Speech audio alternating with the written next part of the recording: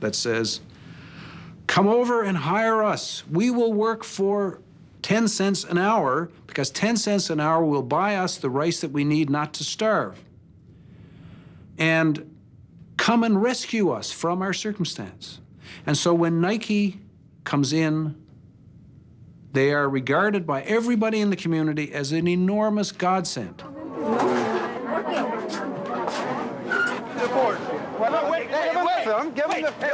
You not have any of the protection to be here. The door was wide open. No. That's my clothes. Those are my clothes. No, this is not your clothes. Where's your camera? Let's leave. Don't touch the woman. Okay, why? Okay? This is a private company. Yes. Without permission, how can you come in? Well, the door was wide open, and The only wide open is for the employees, not for you. We went through the garbage dump in the Dominican Republic. We always do this kind of stuff. We dig around. One day, we found a big pile of Nike's internal pricing documents. Nike assigns a time frame to each operation. They don't talk about minutes. They break the time frame into 10,000ths of a second. You get to the bottom of all 22 operations to give the workers 6.6 minutes to make the shirt. It's 70 cents an hour in the Dominican Republic. That 6.6 minutes equals 8 cents. These are Nike's documents. That means the wages come to 0.3% of the retail price. This is the reality. It's the science of exploitation.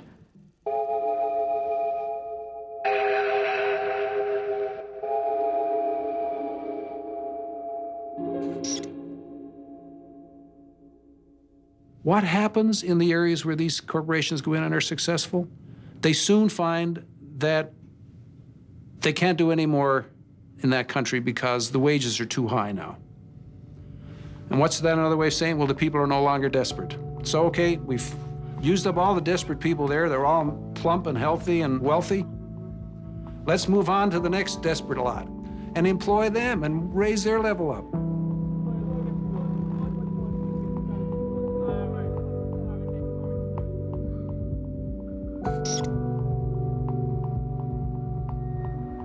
Well, the whole idea of the export processing zone is that it will be the first step towards this wonderful new development. Through the investment that's attracted to these countries, there will be a trickle-down effect into the communities. But because so many countries are now in the game of creating these free trade enclaves, they have to keep providing more and more incentives for companies to come to their little denationalized pocket, and that the tax holidays get longer. So the workers rarely make enough money to buy 3 meals a day, let alone feed their local economy.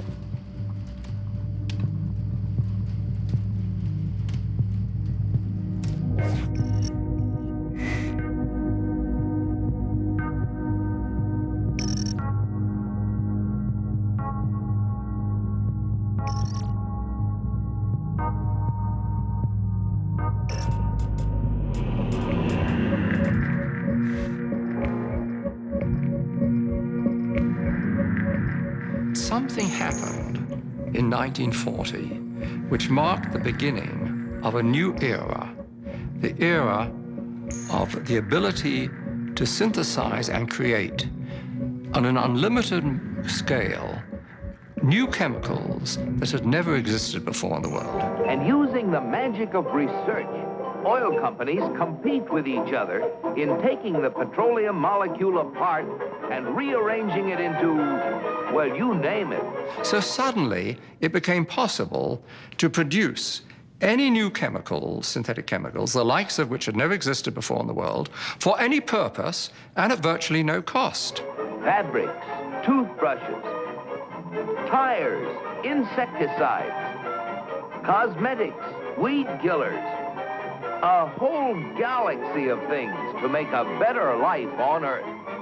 For instance, if you wanted to go to a chemist and say, look, I want to have a chemical, say a pesticide, which will persist throughout the food chain, and I don't want it to have to renew it very, very often. I'd like it to be relatively non-destructible. And then he'd put 2 benzene molecules on the blackboard and add a chlorine here and a chlorine that, and that was DDT. When the 8th Army needed Jap civilians to help them out in our occupation, they called on native doctors to administer DDT under the supervision of our men to stem a potential typhus epidemic. Dusting like this goes a long way in checking disease, and the laughs on them. Pardon our dust.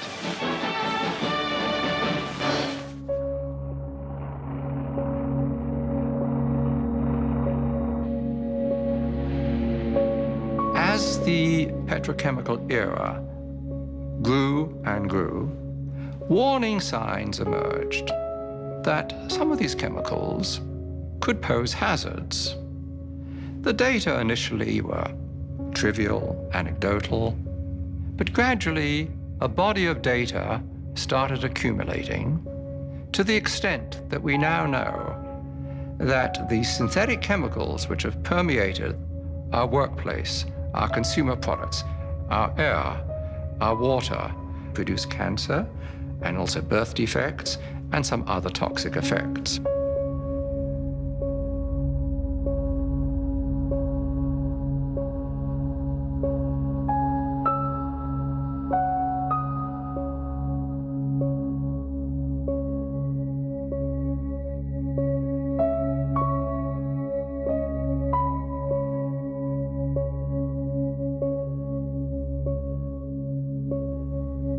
Furthermore, industry has known about this, at least most industries have known about this, and have attempted to trivialize these risks.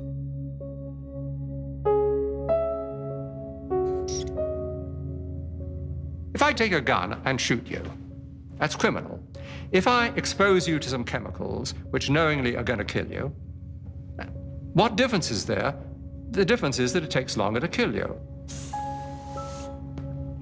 We are now in the midst of a major cancer epidemic, and I have no doubt, and I have documented the basis for this, that industry is largely responsible for this overwhelming epidemic of cancer, in which 1 in every 2 men get cancer in their lifetimes, and 1 in every 3 women get cancer in their lifetimes.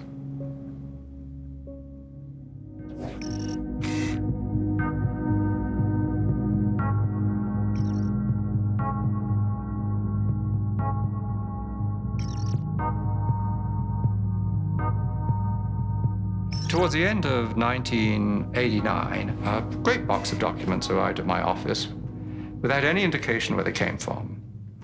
And I opened them and found in it a complete set of Monsanto files, particularly a set of files dealing with toxicological testing of cows who've been given RBGH.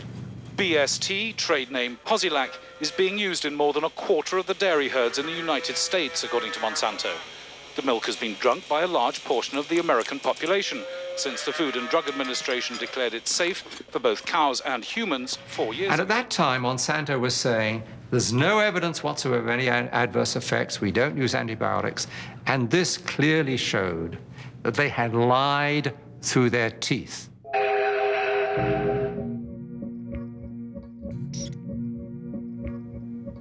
The files described areas of chronic inflammation in the heart, lung, kidney, spleen, also reproductive effects, also a whole series of other problems.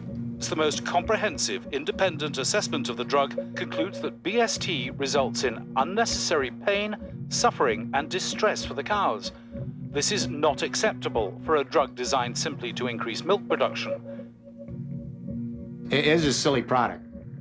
We have the industrial world is awash in milk. We're overproducing milk. We actually have governments around the world who pay farmers not to produce milk. So the first product Monsanto comes up with is a product that produces more of what we don't need. Of course, you'll want to inject Posilac to every eligible cow, as each cow not treated is a lost income opportunity. But the problem was that use of the artificial hormone caused all kinds of problems for the cows. It caused something called mastitis, which is a very painful infection of the udders. When you milk the cow, if the cow has bad mastitis, some of the, and I don't know how to say this in a, I hope people aren't watching at dinner time, but the pus from the infection of the udders ends up in the milk, and the somatic cell count, they call it, the bacteria count inside your milk goes up. There's a cost to the cows. The cows get sicker when they're injected with RBGH. They're injected with antibiotics. We know that people are consuming antibiotics through their food, and we know that that's contributing to antibiotic-resistant bacteria and diseases. And we know we're at a crisis when somebody can go into a hospital and get a staph infection and it can't be cured and they die. That's a crisis. Bad for the cow, bad for the farmer, bad potentially for the consumer. The jury is out. We see a lot of conflicting evidence about potential health risks. And of course, as a consumer, my belief is, why should I take any risk?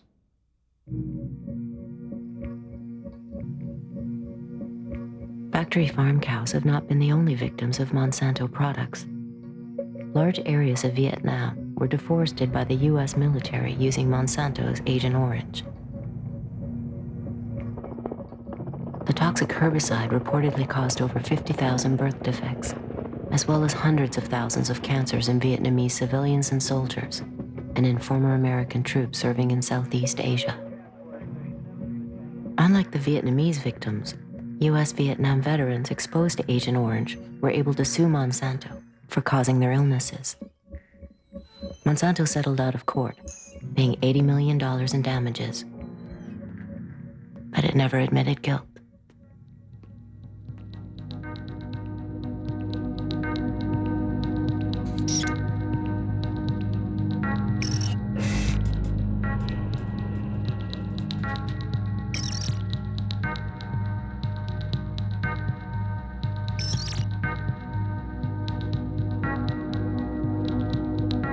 Sleeping in a motel in Brewer, Maine one night, I woke up with terrible hay fever and my eyes were burning, and I looked out at the river and there were great mounds of white foam going right down the river. And the next morning I got up and I said, my God, what was that happening last night? He said, oh, that's just the river. And I said, what do you mean? He said, well, look, every night the paper companies send this stuff down the river. I said, what are you talking about? And he said, don't you understand? That's how we get rid of the effluent from the paper mills. Well, I knew at that time. I'd been in a business. I'd sold oil to the paper mills. I knew all the owners. I'd been in politics. I knew the people in the towns. I knew not one constituent of the paper mills wanted to have the river polluted. And yet here the river was being polluted. And it was more or less as if we created a doom machine. In our search for wealth and for prosperity, we created something that was going to destroy us.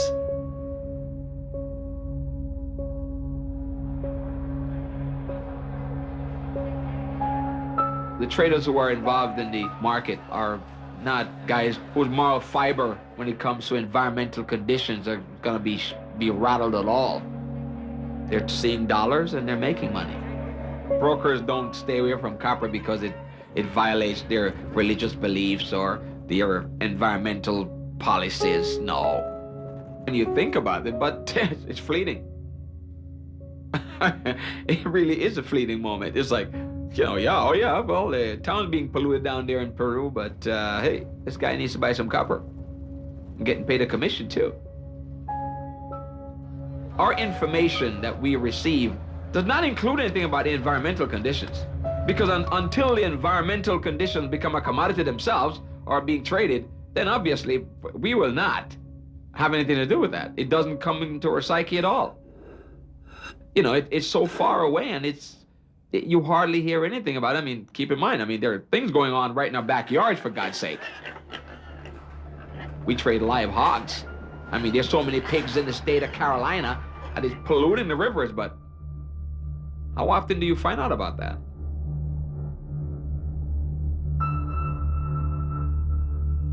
At Multinational Monitor, we put together a list of the top corporate criminals of the 1990s. We went back and looked at all of the criminal fines that corporations had paid in the decade.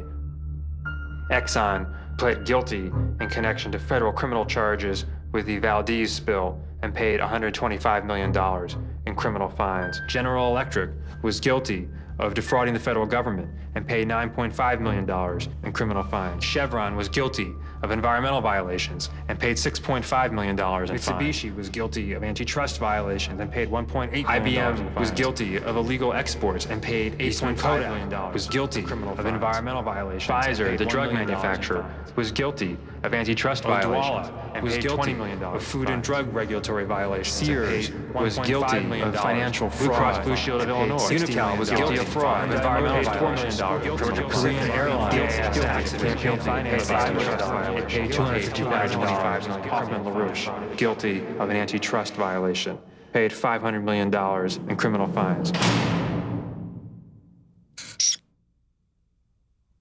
Again and again, we have the problem that whether you obey the law or not is a matter of whether it's cost effective. If the chance of getting caught and the penalty are less than it costs to comply, people think of it as being just a business decision. Drawing the metaphor of the early attempts to fly.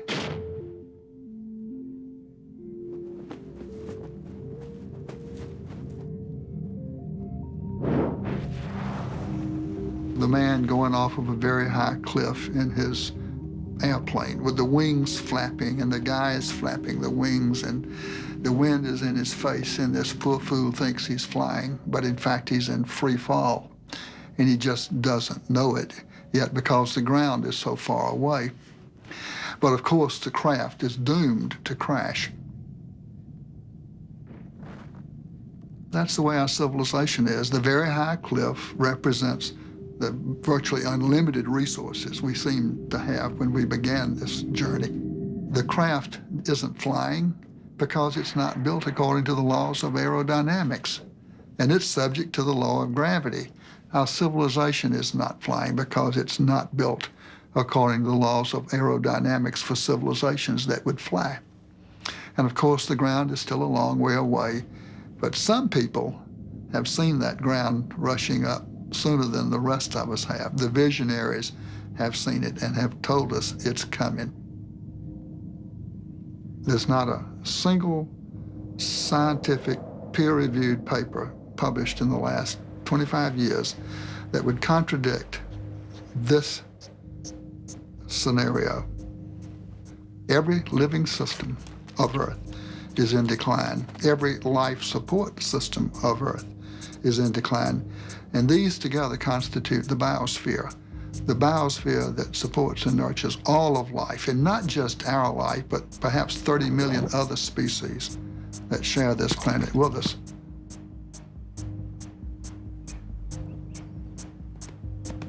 The typical company of the 20th century, extractive, wasteful, abusive, linear in all of its processes, taking from the earth, making, wasting, sending its products back to the biosphere, waste to a landfill. I myself was amazed to learn just how much stuff the earth has to produce through our extraction process to produce $1 of revenue for our company. When I learned, I was flabbergasted.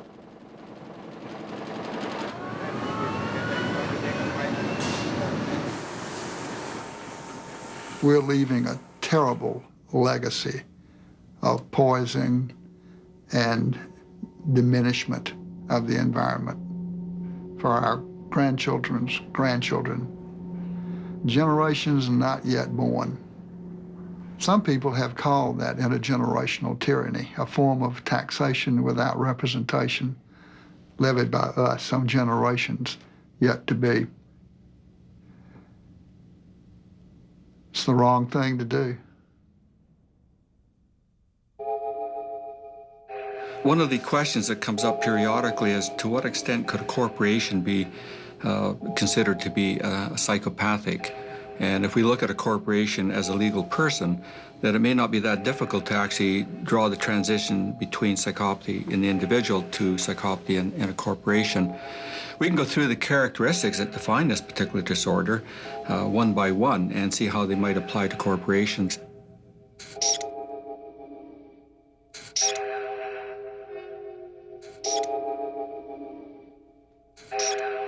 They would have all the characteristics. And in fact, in many respects, a corporation of that sort is the prototypical psychopath.